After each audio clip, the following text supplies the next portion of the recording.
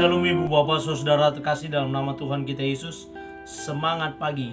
Bertemu kembali di channel Rionando Butar-Butar dalam khotbah 5 menit aja toko 5 untuk renungan harian. Renungan pada hari ini saya ambil dari kitab Yohanes pasal 14 ayat yang ke-14. Demikian kesaksian firman Tuhan.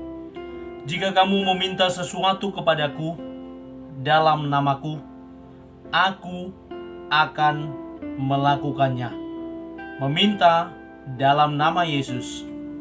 Ibu bapak saudara terkasih dalam nama Tuhan kita Yesus, ketika saya bekerja di kantor lurah, beberapa kali saya disuruh oleh pimpinan saya, Pak Lurah, untuk pergi mengambil barang ke suatu tempat kepada pedagang.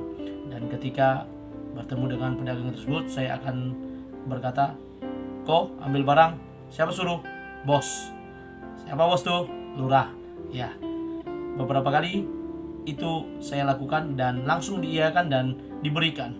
Artinya sudah ada kesepakatan untuk memberikan, dan atas nama siapa saya meminta sudah jelas namanya, dan barang itu pun diberikan oleh yang bersangkutan kepada saya. Ibu bapak saudara terkasih dalam nama Tuhan kita Yesus, ketika saya kecil saya juga pernah bertanya, kenapa kita kalau berdoa harus menyebut dalam nama Yesus kami sudah berdoa, amin. Pengajaran yang diberikan oleh Tuhan Yesus, pengajaran dalam kekristenan, mengatakan bahwa ketika kita meminta di dalam doa dan permohonan kita, dalam harapan kita yang kita sampaikan, kita naikkan kepada Tuhan, maka di akhir permintaan itu harus kita lampirkan, kita cantumkan, kita sampaikan di dalam nama Yesus. Kenapa dalam nama Yesus?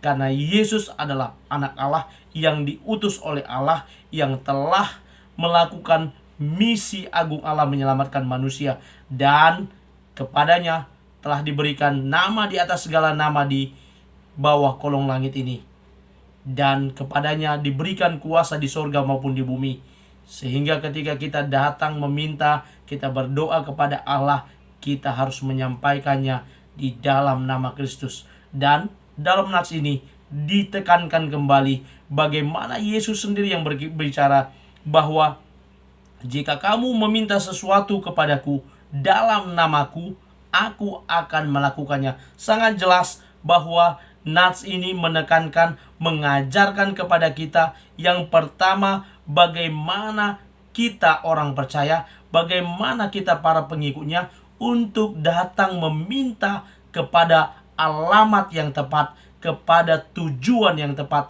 yakni kepada Yesus. Meminta sesuatu, berdoa tentang sesuatu, harapan, atau apapun isi doa itu, kita tujukan kepada Bapa kami yang kami sembah dalam nama anakmu Yesus Kristus, kepada alamat yang tepat, yakni kepada Yesus Kristus kita meminta.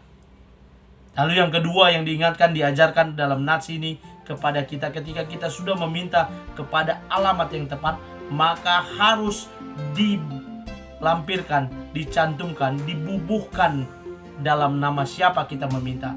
Kalau saya tadi manusia, kalau saya seorang pekerja, ketika saya meminta barang kepada seseorang dan saya cantumkan, saya lampirkan nama bos saya, langsung diberikan. Demikian pula ketika kita meminta dalam nama Yesus dengan perantaraan Yesus Kristus, percayalah, yakinlah, ketika itu sesuai dengan kehendak Bapa, itu akan diberikan kepada kita tepat pada waktunya. Karena itu ibu bapak saudara terkasih dalam nama Tuhan kita Yesus, kiranya renungan buat kita pada hari ini boleh menjadi refleksi bagi kita. Seberapa sering kita meminta dan kita mulai lupa kepada siapa tujuannya itu, dan kita mulai lupa di dalam nama siapa kita meminta.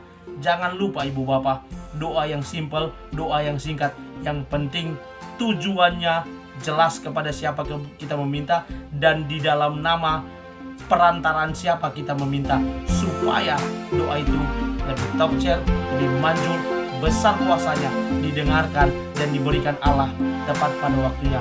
Selamat berdoa di dalam nama Yesus, selamat berdoa kepada nama yang tepat, yakni nama Yesus, sehingga doa kita boleh didengarkan Tuhan. Tuhan Yesus memberkati. Shalom.